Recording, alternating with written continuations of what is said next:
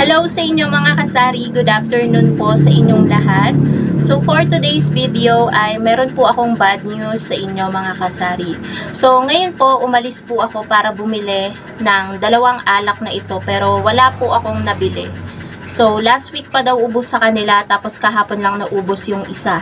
So ang tinutukoy ko po mga kasari ay Gin Bilog tsaka Cuatro Cantos. So bakit nga ba ako walang nabili? So, eto guys yung bad news. Sabi doon sa Dali ay magtataas na daw po ang Gin Bilog tsaka Cuatro. So, kailangan na kailangan ko pa naman yun mga kasari dahil nung isang araw pa po ubos. Dapat kahapon pa po ako bibili ng Gin Bilog at Cuatro. Hindi lang po ako nakaalis kahapon. So, ngayon ako umalis. Pagdating ko doon, pagpunta ko sa section ng alak na iyon, ay wala po akong nabili. So, sad to say, siguro medyo matatagalan tayo bago magkaroon ulit ng Gin Bilog at Cuatro. Kagabi pa naman guys, may naghahanap ng dalawang alak na yon.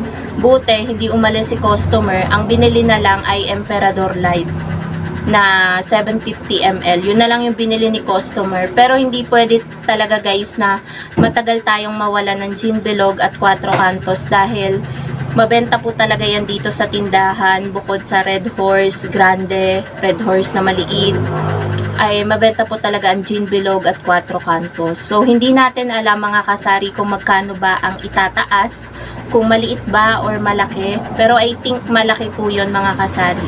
Hindi ko nga lang lubos maisip na bakit ang limit magtaas ng Gin Bilog tsaka Cuatro. Parang kakataas lang, 'di ba? Tapos ngayon magtataas na.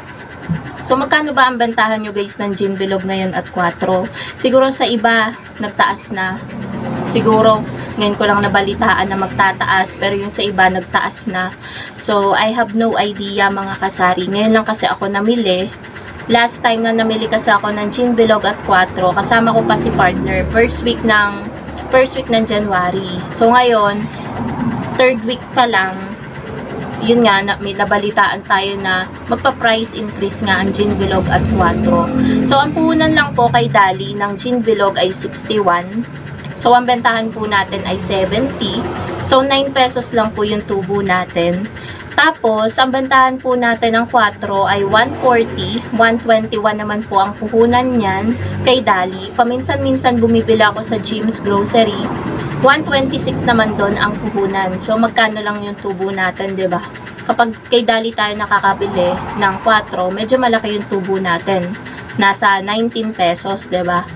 So, hindi natin alam, guys. For example, siguro kapag ang 4 naging 121 ang puhunan, naging 130 na, siguro benta na natin siya ng mga 145. Tapos sa Gin Bilog, tingin ko magiging 75 na yan or 80 pa nga sa iba. So, malaman kasi baka maging 65 na siya per bottle yung Gin Bilog. So, kung 75 mo ibebenta, may 10 pesos ka. So, wala pa tayong idea guys kasi wala pa. Hindi pa nagkakaroon ng new stocks. Kasi nga, out of stock ang mga pamilihan. Ewan ko lang guys sa palengke kung meron, kaso hindi naman ako makakapamili dahil mabigat yon. Napapansin ko kasi lately mga kasari, kapag namimili ako ng medyo mabigat, nilalagay ko siya dito tapos may bitbit pa ako. Kinagabihan, sobrang sakit po ng aking likod at balakang. So I think bawal po akong magbuhat ng mabibigat talaga. So akala ko may bibili. So, yun lang mga kasari ang chika ko sa inyo about sa nalalapit or sa iba siguro. May cash out po kayo? Cash out? Gulat ako. So, ayun po mga kasari, ako po ay nagbabalik. So, meron lang po nag-cash out ng 2K. So, instant 40 pesos po yung kita natin doon.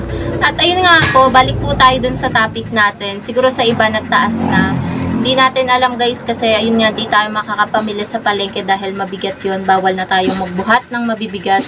Siguro dahil tumatanda na tayo, lahat ng mga pinaggagawa natin ng kabataan natin, nagre-reflect ngayon na medyo umiedad-edad na tayo, 'di ba? Doon natin nararamdaman yung mga sakit sa kasukasuan, sakit ng balikat, sakit ng likod, sakit ng balakang, 'di ba? Hindi ko alam kung epekto din yon ng UTI kasi guys, nayu-UTI din ako kaya hindi ako umiinom ng soft drinks, juice, tsaka kape ngayon. So, ang iniinom ko lang ngayon guys ay tubig, tsaka pag umaga kailangan ko talaga ng mainit, Milo.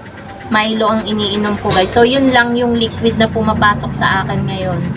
So, ayun po mga kasari, talagang nalulungkot ako ngayon dahil hanggang ngayon 2 years na yatang patuloy na tumataas ang mga paninda, hindi lang sa mga groceries, pati na rin sa mga alak, sigarilyo, kasi siguro dahil nga sa tax, 'di ba? Yearly naman kasi 'yan, kaya yearly din yung pagtataas. Tapos ngayon, permitan na naman, renewal na naman. So, gastusan talaga tuwing January.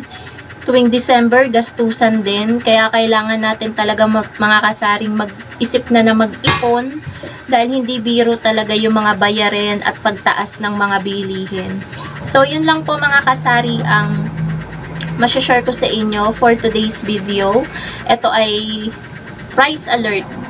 Price alert sa nalalapit na pagpa-price increase at price adjustment natin sa paninda nating Gin Bilog at Cuatro Cantos.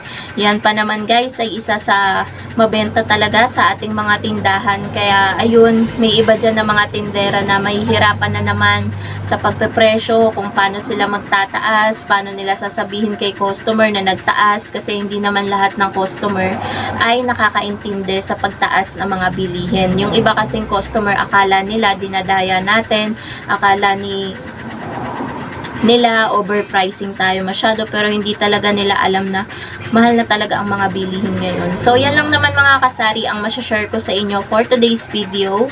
Sana, ayun, mapanood nyo to para makabili na rin kayo kung meron pa kayong mabibilhan dyan sa tabi-tabi sa inyo at hindi kayo mapatulad sa akin na wala nang mabilihan. So, yun lang naman mga kasari. Thank you so much for watching and happy selling po sa inyong lahat. Bye guys!